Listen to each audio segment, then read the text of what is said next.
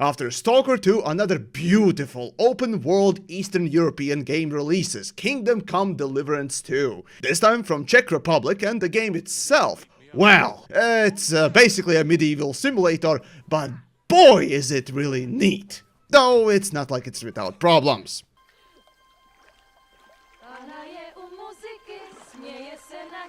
Tits! Huzzah! Well, the old man wasn't the first one to die, but certainly everyone else. Yeah! Got to do something. Stay down. Blood, gore, and yep. Come on. Ah. Yeah! Do not avert your eyes. Proper violence must be observed, and oh boy, it's nice to see. So all we have to do is get on the guest list. And that shouldn't be a problem because you've got a cunning plan. Look at that face! Look at that man right there! There's not a single thought in that head. Do you think that he has a plan? Let alone a cunning one? Look at him! Huh? I don't think so.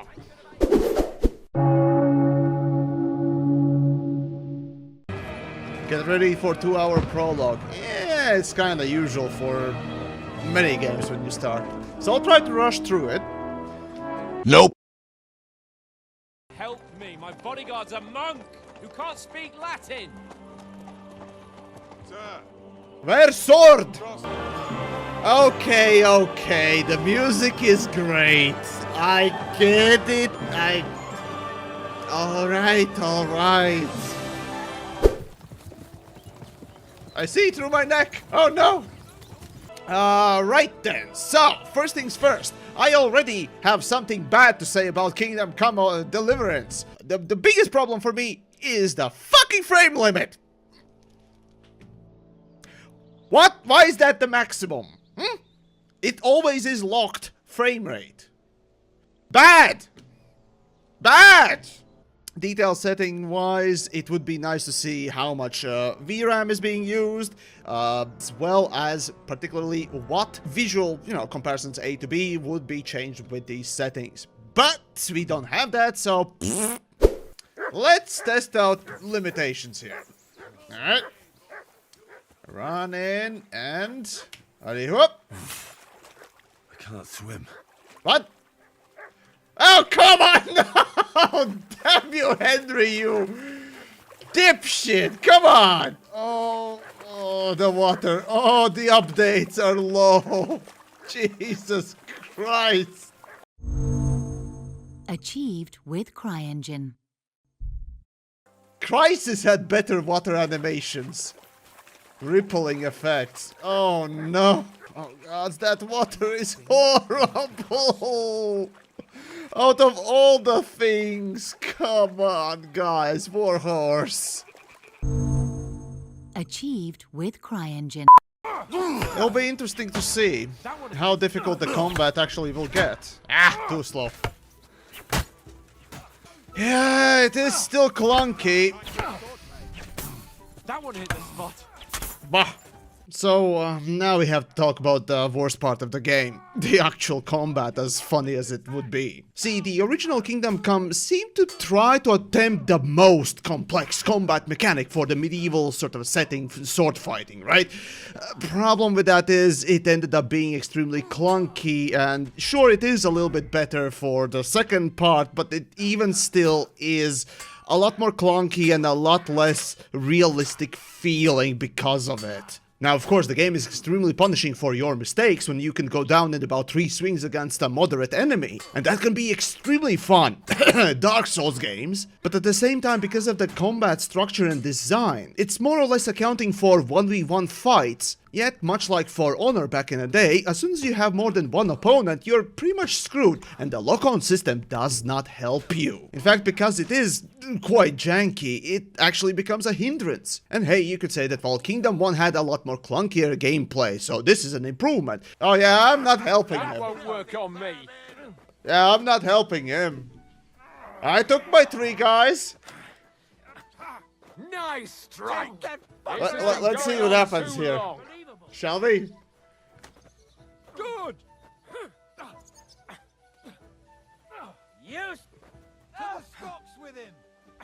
Sure, that might be true, but the problem is, as soon as you go outside of the kingdom's influence sphere, and look what others have done, be that For Honor back in the day, or Chivalry 1, or Chivalry 2, or perhaps my personal favorite, MORDHAU. Sure, you could say that it has less functions and mechanics, it's less sim of a game, but it's also faster, it doesn't require a combat lock-on, and frankly speaking, from my more casual perspective, because it is a little bit faster and about just as janky, MORDHAU ends up feeling actually more realistic than Kingdom Come. So yeah, the good old game design principle of less is more actually applies here. To raise her. She lived with that crook Peshek at the mill. And she saved my life. A brave girl. Aye. She's a fine lass. And? Is she any good? Like, is she any good? Get me? Yo! The writing is a bit off. The dialogue definitely is a bit off. Actually, this is a good time as any to test the sound. I'll kill you. Okay, so they do notice. Can I outrun them? Oh! Invisible walls! Damn it! Come on! Alright, try again. Let's see.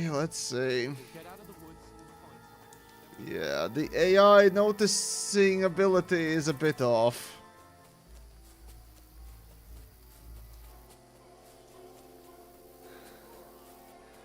Okay.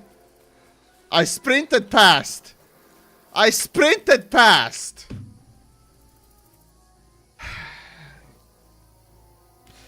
Maybe stealth is really OP at this point. Who knows, really? If I could sprint past that... No, sorry, no. The AI needs better hearing. Kurva! Ah! Kurva, блядь! Ah, fuck! Did he even spoon anything? Hold on. Aye. True bliss is a full belly. Oh, the spoon is empty. Come on, you could have animated that a little bit at least. Ah! You get a full grasp. The grass, as soon as you look downwards, you notice the problems with it. But outside of it, it looks good. So these AIs or NPCs are unkillable, right? Another game that doesn't want me to... Yeah, another game that doesn't want me to attack or doesn't allow me to attack NPCs. I know why they do this, but it's just... You can always account for these things, and it makes the game so much more interesting when you can account for killing an NPC out of a story. It makes the world so much more interesting.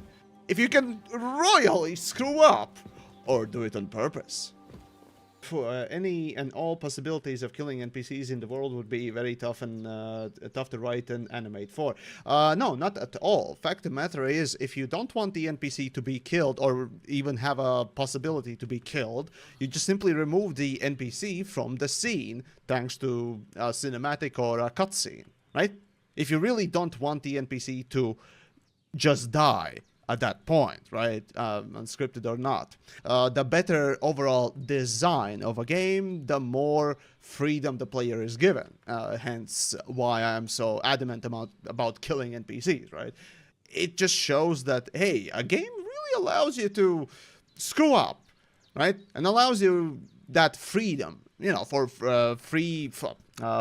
open world games. That really does stand as a pinnacle of them, if you will, or sort of design-wise, it would be the highest sort of praise that you can do anything, right, in an open world game, rather than you can do anything, be who you want, do what you want.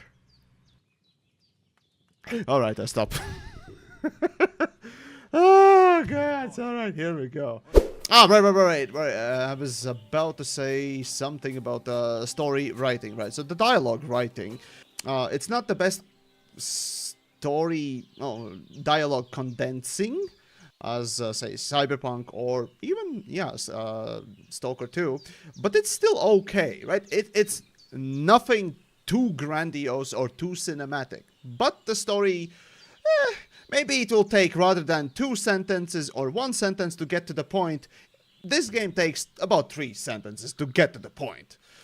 Maybe it goes a bit much on a few sections at the start, but still, it gets to the point.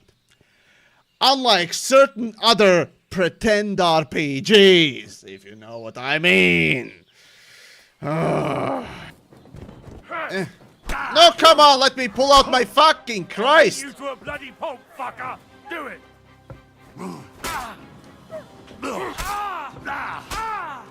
Ah, boy!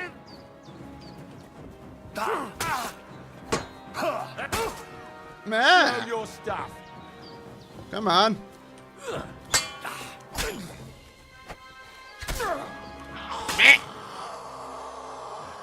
Alright, we got 3 more corpses to bury. God damn it. But yeah, the environment is really nice. The sounds in the environment also pretty nice. While it is not quite as detailed as Stalker 2, it actually looks like a goddamn woods. Okay? Where? Sword! Where's my fucking sword? You know what? Where's sword? I think I'll keep it as a memento. This isn't over. Come on, Henry. Sword! Where's sword? The sword. The last thing Pa forged before they murdered him. Henry, It want might sound sword! strange, Sword now! but Where's I think my sword? soul won't find it. Shorter writing. Come on, Warhorse, you can do better. I get it, they're trying to exposition dump galore, but you can hold it off for, I don't know, a side quest or a later part of the story. You don't need to lore dump the last game right now. Dead parents, sword where sword, sword no here. Now, no, what is Henry missing now? Right. Henry missing secret letter. I mean, no, official letter. There we go. Letter not here. Where letter? Meh. I want to thank you for that. Take this potion. It will help when you're in danger or don't know which way to turn. Have a little sip each time, and it'll save you a lot of trouble. You'll see. Hold on, is that It's teleporting not all that hard to juice? brew. With a bit You of know. practice, you could manage it yourself. Thanks, Proper teleporting juice? This'll come in handy. Ooh, No doubt. recipe for saber Better get going. shafts. Hands is right. I'm very glad we met you. Teleporting I'm juice. obliged to you for your help and hospitality. God bless you. And That's great. We'll surely get him one day. I promise you. And your sword, too. Your mind will turn to better things along the way. Henry, want sword. Sword now. Sword want. Sword no go. Meh.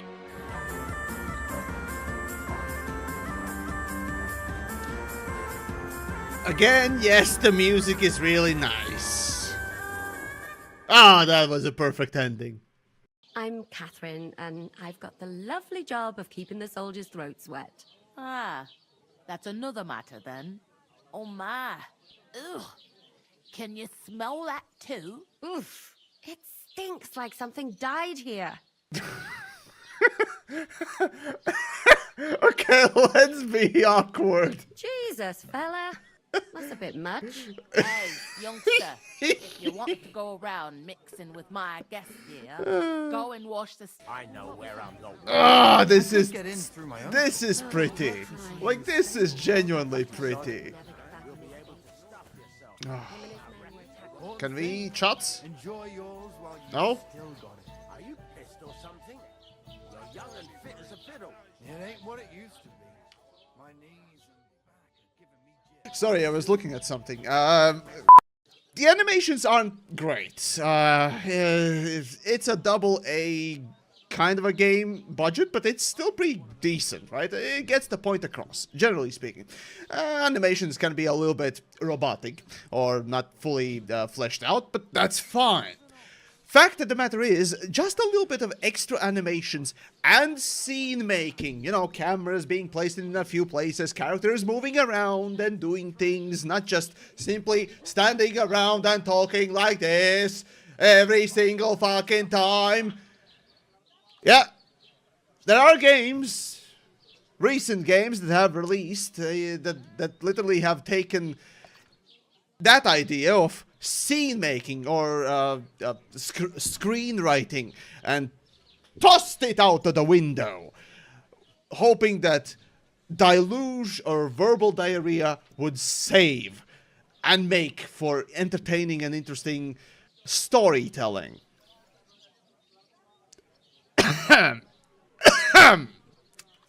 If you know who I refer to.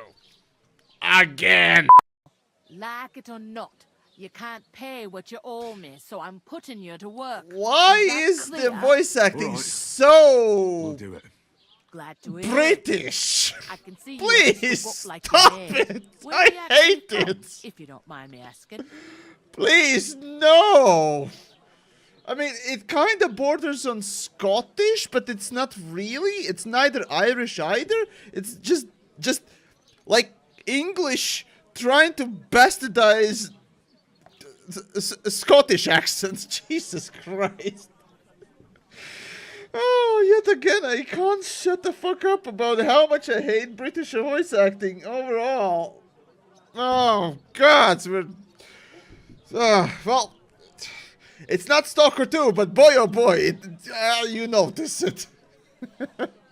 Even the little amount and somewhat janky animations that they have in not Chivalry, but the Kingdom Come 2, right? Right here, right? Even that little amount of animations, it's fine. As long as they are well used, in an interesting way, it's okay that they are not, you know, the highest quality AAA stuff, right? It still is trying, and that is what matters. It actually makes the story a lot more engaging to look at. And, most of all, you notice that somebody gave a fuck. Oh my god, I keep beating this dead horse. Can I not stop? Moving on. So yeah, Kingdom Come 2 thus far has presented a flawed start, but generally speaking, a fine start. Talk about some. Well, they did better than Bethesda, question mark. Right, so here's the thing, right? This game, a lot smaller budget, and yet a lot more heart, and a lot more engaging story being presented to you as a player. Not only visually, but also in writing. Yes! Bethesda's story, Bethesda's Starfield that I alluded constantly to just now, right? It pales in comparison just within these 2-3 hours of me playing. I'm already engaged. I'm already having some good laughs rather than being annoyed and bored. It's just a little bit of scene making, a little bit more, no, quite a bit more condensed story writing, and a little bit more interesting action, even if it is not galactic spaceship-based stuff. And sure, the game is even more complex than it, and yet it is more interesting to play. Already! It just shows both just how backwards Bethesda has been for quite some time, and of course, especially with the Starfield and blah blah blah, and just how interesting you can make your own game if you know, give a fuck. What a novel concept, isn't it? Again, I'm going so hard on Bethesda as an example, but it's not the only one. They pissed me off, so I just use them as an example. But trust me, Veilguard is a good example. Hold on. Ooh, the grass is actually reacting to characters moving through it. Ah, you see, very few games actually do that. A nice little detail. Oh, come on now. Huzzah!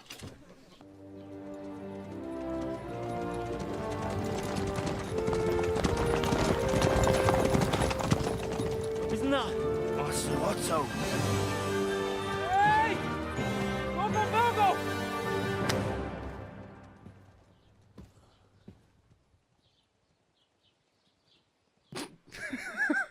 Okay. This is great. where were we? Oh, unintentional and sometimes intentional comedy. Come on, get out I of my love this already. Might as well check the performance. Everything is at the highest settings. So yeah, everything is at the highest settings with the exception of anti-aliasing. Running at 1440p. No, it's okay. There we go. We got 80 or so frames. And when it comes to it, yeah, there is still some CPU overhead going. Dropping down to the high preset increases the RTX 5090's performance by a whopping 50% to 341 FPS. And this is exceptionally good news because it means basically all GPUs can now render over 60 FPS, and this is at native 1080p. This also means GPUs such as the RTX 3060 Ti were able to render almost 100 FPS on average, so pretty great stuff there. Starting with the native 1080p Ultra data, we see a number of very promising signs. Firstly, it's possible to push very high frame rates in this title, so flagship GPUs won't be capped to just over 100 FPS, which sadly we've seen far too often recently, and that of course spells disaster for the more mid-range to entry-level graphics cards. Now here I have to mention that despite the fact that the performance could be definitely better, especially the way it looks, the level design is genuinely gorgeous, as I've mentioned before. For example, woods, they actually look like real woods when there is grass and shrubs near the paths, but as soon as there are taller trees, you can see on the ground only leaves. It's just the little details like rolling hills that doesn't feel like a complete boring terrain map, but actually something that was designed. Sure, it's not perfect, there's still a lot to be done, but goddammit, these recent open worlds, and Stalker 2 included, to a certain degree, have in just a few months presented all of us with really interesting open worlds with really cool design, visuals, and truly fun experience. So good! While at the same time the corporate boardroom design, paint by numbers, Star Wars Outlaws or Veilguard for example are just wallowing in their shit and losing money. Honestly speaking, it's so nice to see. It really is so nice to see that these AA studios with passionate teams that actually put in work to make their games interesting, even if flawed, Stalker 2 for example, offer you, the player, something truly fun. Performance-wise, the game could be better. Story writing wise, it could be condensed more, but it still grabs me because of good presentation. It's not great presentation, it's not cyberpunk level of cinematic presentation, but it's trying. It's trying, and it's even having some jokes, some lighthearted and some heavier stuff as well, and that's great. If I had to choose and pick, I would pick this, the Kingdom Come 2, Chivalry 2, and MORDHAU at the top. For Honor, I don't know. For Honor, I would probably put somewhere down below because they kind of screwed up with execution of the gameplay and so on and so forth. Though it can be fun, it's just not as fun as Chivalry or MORDHAU. And this game, it's trying. It's still trying. So, thus far, first impressions, surprisingly positive.